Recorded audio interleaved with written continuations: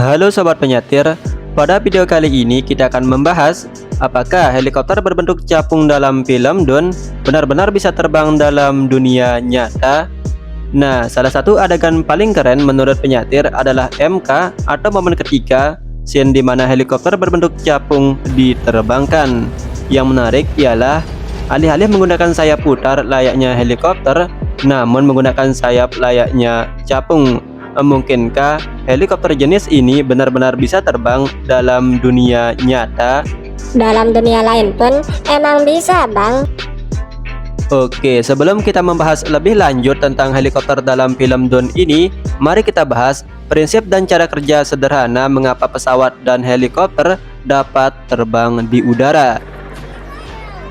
Sejak keberhasilan penerbangan pertama oleh Wright bersaudara pada tahun 1903, prinsip cara kerja pesawat terbang tak jauh berbeda. Pesawat sayap tetap terbang karena ia mampu manipulasi gaya dorong menjadi gaya angkat.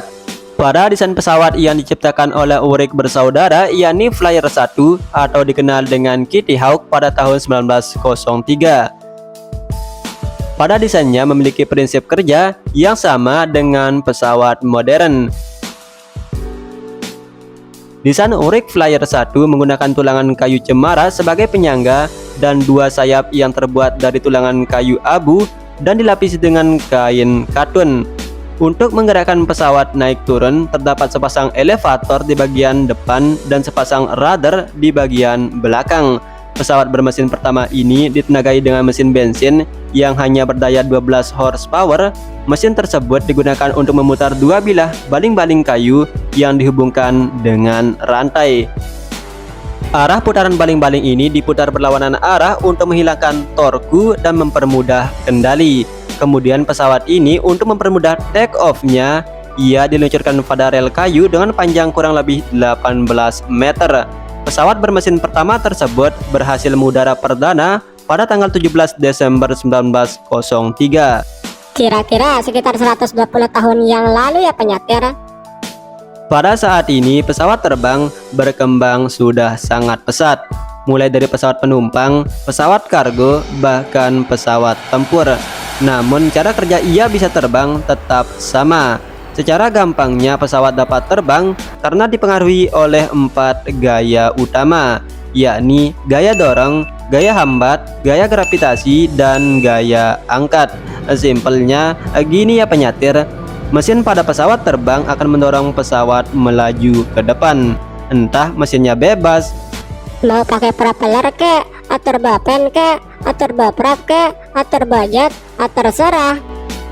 ketika bergerak ke depan akan tercipta aliran udara pada sayap pesawat. Nah, bentuk sayap pesawat berbentuk airfoil ini akan menciptakan perbedaan tekanan udara di atas dan di bawah sayapnya. Aliran udara akan lebih cepat di bagian atas sayap, sedangkan di bagian bawah sayap aliran udara lebih lambat namun tekanan yang lebih besar. Menurut prinsip Bernoulli, inilah yang membuat sayap terangkat sekaligus mengangkat badan pesawatnya. Nah, begitulah kira-kira penjelasannya. Oke, kita lanjut ya. Sekarang kita bahas bagaimana sih cara helikopter itu bisa terbang. Helikopter. Sebenarnya cara kerja helikopter itu dengan pesawat terbang tak jauh berbeda. Helikopter berasal dari bahasa Yunani yakni helix yang berarti spiral dan pteron yang berarti sayap, atau secara gampangnya helikopter adalah sayap yang berputar. Sejarah penciptaan helikopter pertama di dunia merupakan sejarah yang panjang, mulai dari Leonardo da Vinci dengan rancangan helical air screw-nya pada tahun 1483, Paul Cornus pada tahun 1907, Juan de la Gerva Autogiro pada tahun 1923, Vogel dari Jerman pada tahun 1936, dan Sikorsky VS-300 pada tahun 1939, yang diyakini sebagai helikopter lengkap dengan sistem kontrol praktis pertama di dunia.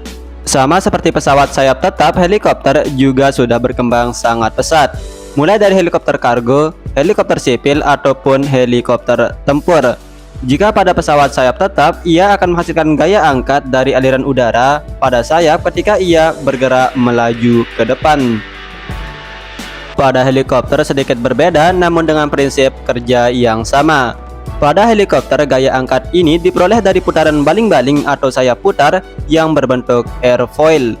Putaran baling-baling atau rotor ini akan mendorong aliran udara ke bawah sehingga terciptanya gaya angkat. Nah, mungkin ada yang masih bertanya, Lalu, fungsi rotor kecil di bagian ekor itu apa, Bang? jadi gini ya penyatir, rotor kecil ini bernama tail rotor. Fungsinya adalah sebagai berikut ya.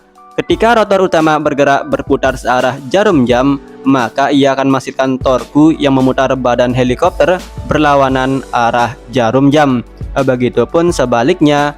Fungsi tail rotor ini adalah untuk menciptakan dorongan tolakan atau sebagai anti torku yang dihasilkan oleh rotor utama, sehingga helikopter bisa diterbangkan dengan stabil.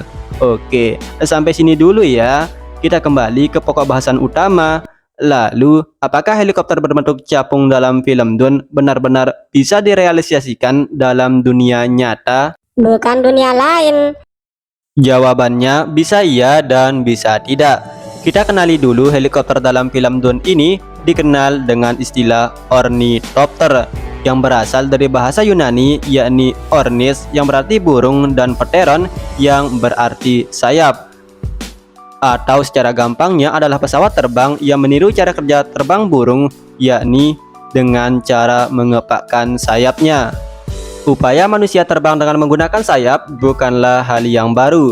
Bahkan seorang pelimatik abad ke-9 yakni Abbas Ibnu Firnas pernah merancang penerbangan tak bertenaga, kemudian diikuti dengan Leonardo da Vinci pada tahun 1485, Gustave Trofe pada tahun 1889 dan Alexander Lipsitch pada tahun 1929. Sebenarnya ada banyak rancangan-rancangan lain namun terlalu banyak untuk disebutkan. Pada tahun 1937, seorang ilmuwan asal Perancis yakni René Riot pernah merancang pesawat ornithopter serupa.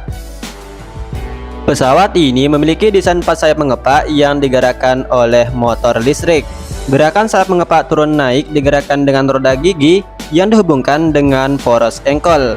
Nah, pada tahun 1938, ornithopter rancangan René Riot ini memasuki terowongan uji. Namun sayangnya pada tahap uji coba ini, sayapnya mengalami kelelahan dan aus yang menyebabkan ia patah. Bermulanya Perang Dunia Kedua pada tahun 1939 membuat proyek ornithopter Prancis ini ditinggalkan. Ya, sebagian besar proyek ornithopter berawak dengan tenaga mesin memang mengalami banyak kegagalan. Masalah utamanya adalah untuk menghasilkan gaya angkat ini perlu kepakan sayap yang sangat cepat sekaligus struktur sayap yang sangat kuat dan fleksibel. Selain itu, kepakan pada sayap bukan hanya harus mengepak turun naik, namun sekaligus setiap kepakan harus mengubah sudut serangnya agar bisa menghasilkan gaya dorong ke depan. Belum ada material sekaligus mesin sekuat itu setidaknya untuk saat ini. Namun pada tahun 2006, seorang peneliti asal Amerika Serikat yakni James DeLaurier berhasil membuat sekaligus mengembangkan pesawat ornithopter serupa. Pesawat tersebut berhasil lepas landas dengan ketinggian sekitar 1 meter di atas tanah dan menempuh jarak 300 meter selama kurang lebih 14 detik. Desain tersebut memang masih jauh dari kata sempurna dan belum layak disandingkan dengan helikopter pada film Dune. Terlepas dari itu, pesawat ornithopter untuk sekedar hobi sudah banyak diciptakan. Ada yang menggunakan tenaga karet, tenaga bensin, tenaga listrik, dan sebagainya. Ornithopter berukuran kecil lebih mudah diciptakan karena memang ukurannya dan bobotnya yang lebih ringan dibandingkan dengan ornithopter yang bisa diaplikasikan untuk moda transportasi berukuran besar. Jadi inti dari video ini adalah belum ada pesawat ornithopter dalam dunia nyata dengan ukuran dan seefisien dalam film Dune. Mungkin di masa depan helikopter ini benar-benar bisa terwujud ya penyatir. Terima kasih telah menonton video ini dan seperti biasa salam penyatir handal.